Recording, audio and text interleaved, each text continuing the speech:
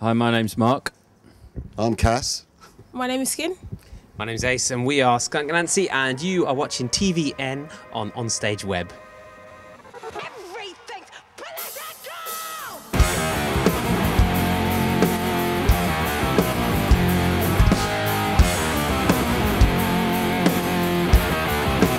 So put this good off your face, 'cause you barely like that taste. You're infected by the tears, political. There wouldn't be a second time around if it wasn't better. You know, because we'd have to be able to, you know, appreciate each other more and appreciate what we do and, you know, our world more in order to do it a second time. Otherwise, we'd be going backwards and not forwards. Yes, it's fucking everything. Yes, it's fucking political. Everything's satirical. Yes, it's fucking political. Everything's political.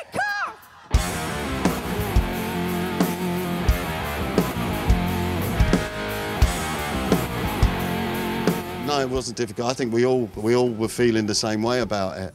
It's just that we all needed to have the time and the opportunity to do it.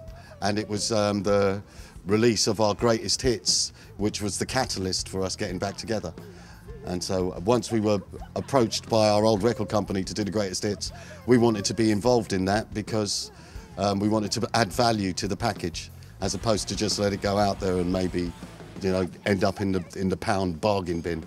We had a lot of input. We had a say in all the decisions. You know, that's one of the reasons why you know, we got back together. Why we did it in the first place, because we chose all the singles. Yeah, we chose all the singles, and we wanted to add a load of other stuff, load of DVDs, loads of visual stuff, loads of really great artwork, and just make it a fantastic package for the fans. And 3 new songs. Yeah, I mean, as to reiterate what Mark said, what we put the whole thing together. So a lot of the video footage and all that kind of stuff came from our personal collections, which the record company had, and which you couldn't get on YouTube because it's never been put out there. So I mean, especially Ace, you know, he collated a whole load of stuff, and so that's why we took control of it, because we knew that we could do a much better job than anybody else.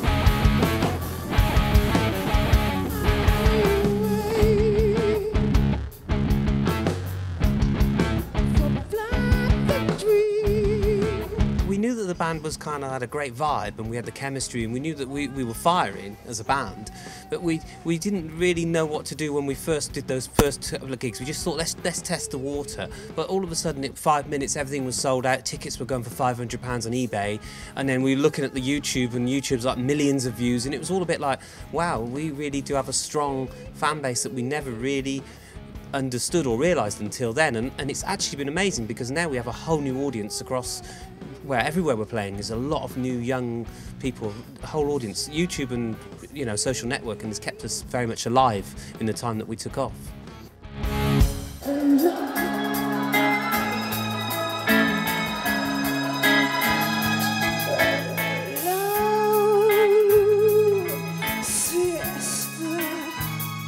I think that if you use the new technology and you understand the new technology and aren't scared of it and afraid of it, it can work exceptionally well for you. You know, you can do. It's like free marketing, you know. And we use the social networking personally as well as a band, so we understand it. We're into it and all that kind of stuff.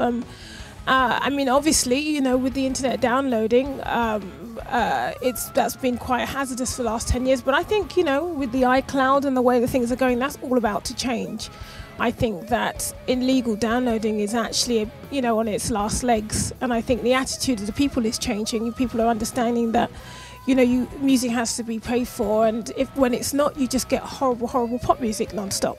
So I do think that it is going to change, because I think it's going to change in terms of where music and downloading is kept. I mean, there's always going to be a bit going on, but I think the average person isn't going to be able to illegally download anymore.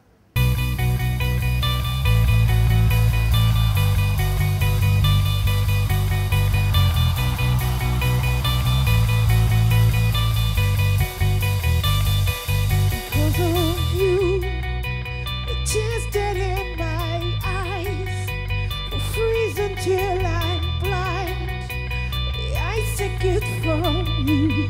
I think some music is heinously, horribly worse. You know, I think pop music, you know, used to be, you know, like, you know, in our day it was kind of George Michael and, you know, great songwriters writing great pop music. And then you had a smattering of like rubbish. But now it seems like you listen to the radio and it's like music made by accountants for accountants, you know, and there's a lot of repetition and a lot of copying. Somebody does one thing, a lot of producers, and then they have different artists with the same producer, so the music sounds the same. You know, at the same time, when you have that cacophony of shit, you have a reaction against it. So the underground scene, and there's a lot of bands that are really kind of like, we're not going to do anything like it, and it forces people who love music to actually come up with new ideas and to be very creative and very inspirational. So sometimes when you have, it's a bit like the Berlin Wall, you know, people say music coming out of Berlin was better when the Berlin Wall was up because there's something to fight against, you know. Not that I'm saying we should put the Berlin Wall back up to go. Oh, no. But I think sometimes it, you know, sometimes you need, sometimes things have to get worse before they get better. You know, you have to give people to fight against, have a reaction against it. But I I also think that the reason why there has been so much bad music is because it's become accessible to everybody. And so everyone can make a record on their laptop, and you know, and so you do get a lot of average out there. So that's one of the downsides of the digital revolution. However, you know, one of the upsides is there's a lot of hidden talent that is allowed to come through by it. So there you have it.